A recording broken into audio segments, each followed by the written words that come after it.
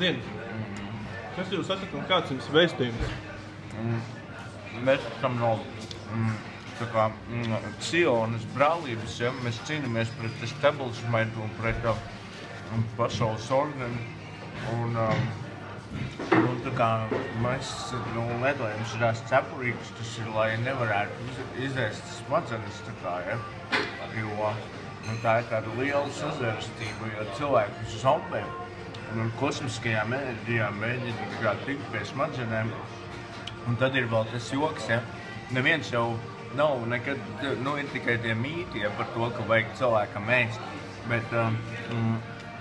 Bet īstenībā jau cilvēkam nevajag tāda sazvērestība, jo jūs zinat, ka tādā veidā tas tā kā tās zosis, kuras mākslīgi piebaro, lai izaudzētu lielas saknes. Tāpat arī tie Anunnaki, jūs zinat, vai ne, viņi no Sīrijas. Viņi tā kā izraisa cilvēkiem to ēšanu un tad caur kanalizāciju, tā kā to cilvēkus, tā kā slauc.